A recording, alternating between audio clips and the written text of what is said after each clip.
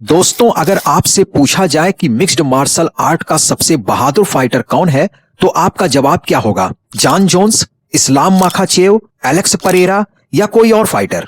दोस्तों, अगर मैं अपनी बात करूं तो मेरी निगाह में एमएमए का सबसे बहादुर fighter Brazilian fighter Charles Oliveira है। चार्ल्स ओलिवेरा पूर्व यूएफसी लाइटवेट चैंपियन हैं और अपने टाइटल को फिर से हासिल करने के लिए पूरी मेहनत कर रहे हैं। वो टाइटल हासिल करने के लिए कुछ भी करने को तैयार हैं, कैसा भी जोखिम लेने को तैयार हैं। इसका एक नमूना देखने को मिला यूएफसी 309 के दौरान। 17 नवंबर को यूएफसी 309 के को मेन इवेंट के दौरान लाइटवेट डिवीजन की एक फाइट में ब्राजील के चार्ल्स ओलिवेरा की टक्कर थी अमेरिकन फाइटर माइकल चैंडलर से। 5 राउंड के मुकाबले में दोनों ही फाइटर्स के बीच शानदार मुकाबला देखने को मिला, लेकिन आखिरकार मुकाबला चार्ल्स ओलिवेरा ने जजेस के सर्वसम्मत फैसले से जीता। हालांकि दोनों के बीच काफी क्लोज एनकाउंटर देखने को मिला। बाद में चार्ल्स ओलिवेरा ने खुलासा किया कि फाइट के पहले उन्हें नी इंजरी और डबल लीगामेंट रप्चर की समस्या थी, लेकिन इसके बावजूद उन्होंने ऑक्टेगन में उतरने का फैसला किया क्योंकि इसे सही होने में कम से कम 6 महीने का वक्त लगता। इसलिए वो इंतजार नहीं कर सकते थे, क्योंकि उन्हें पता था कि ये मुकाबला जीतने के बाद उन्हें नेक्स्ट फाइट में यूएफसी लाइटवेट टाइटल के लिए फाइट करने का मौका मिल सकता है। इसलिए वो इस मौके को हाथ से जाने नहीं देना चाहते थे। इसका खुलासा होने के बाद दुनिया भर में चार्ल्स ओलिवेरा के जज्बे और जुनून की तारीफ हो रही है।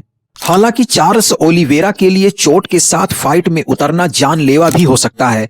ये खुद ओलिवेरा से बेहतर कोई नहीं समझ सकता। 2015 में यूएफसी फाइट नाइट 74 के दौरान ओलिवेरा मैक्स हॉलोवे के हाथों पहले राउंड में ही नॉकआउट हो गए थे।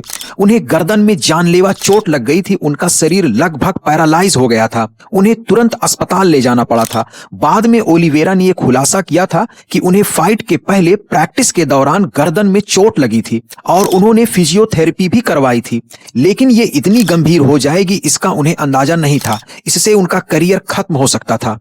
चार्ल्स ओलिवेरा ऐसे एमएमए फाइटर हैं जो बचपन से ही गरीबी और खतरनाक बीमारियों से परेशान रहे हैं। 7 साल की उम्र में उन्हें रियूमेटिक फीवर और हार्ट की बीमारी का पता चला।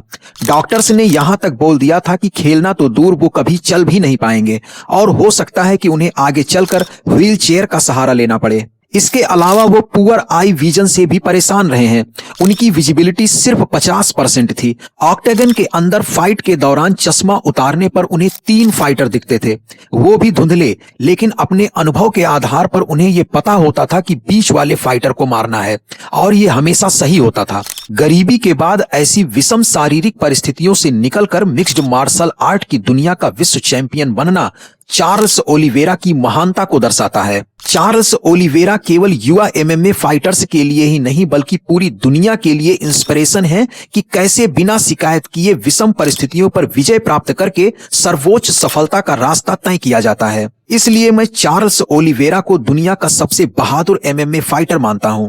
दोस्तों, अगर आपको ये वीडियो पसंद आया हो तो इसे लाइक और शेयर करना ना भूलें। इससे मुझे मोटिवेशन मिलता है कि आपके लिए ऐसे और भी अच्छे वीडियोस बनाऊं। थैंक